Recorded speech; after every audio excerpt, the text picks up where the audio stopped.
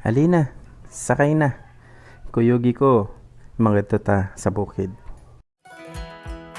Pinasyalan pala namin yung isa sa ka-organic natin na farm din.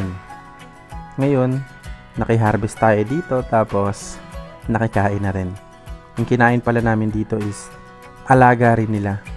Native na tinolang manok. Lahat ng sangkap dito galing din sa kanila. Napakasarap sa bukid. Napakasaya. Napakasimple ng pamumuhay. Iilan lamang ang mga ito sa mga na-experience natin. Kaya tara, samahan mo pa kami. Okay mga kaibigan, tapos na tayo na ng halian. Magandang tanghali po mga kababayan. Tingnan mo yung kasama natin oh.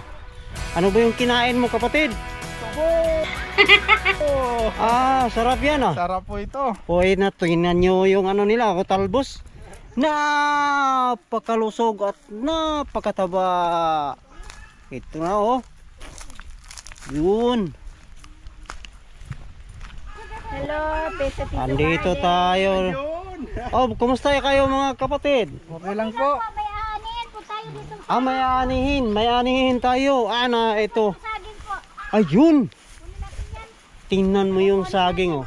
Saging ni Carissa yun oh. Ang pangalan nitong saging na ito?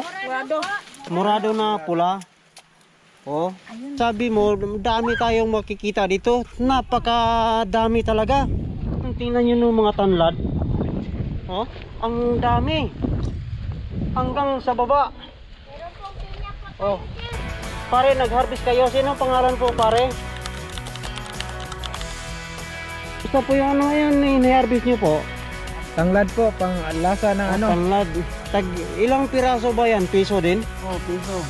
Kaya pala tinawag ito rin na piso-piso garden. Shout out sa piso-piso garden dyan. Okay, punta tayo sa baba. Andito yung mga sibuyas. Sibuyas dahon. Tingnan natin. Tapa nila. Sibuyas. Oh, ang tapa na kanilang sibuyas. Oh, gu! Sama ko galing sa Brunei.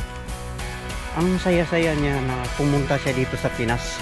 Napakalusog yung kanilang mga bunga. Napakalusog.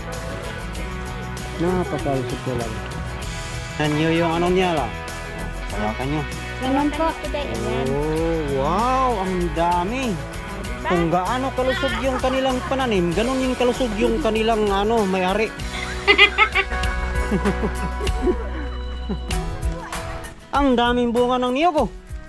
Oh, napuro tangkay.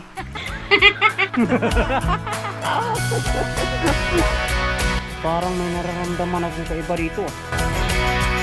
Parang yung kinilabutan ako. Siguro mayroong anaconda dito ah. Pero naman, ang nahirapan ako dito sa pag-vlog. Ngayon wala pang nabigay para sa akin oh. Binigyan po ako. Oh, kumusta kayo dyan? Dalawa po, binigyan. Okay. Ang saya niyo dyan ha. Maraming salamat po sa piso-pisong garden po. Na pagpunta nyo po sa garden ko po. Sa hindi ba nakapalo-palo nyo naman po kami sa aming garden po.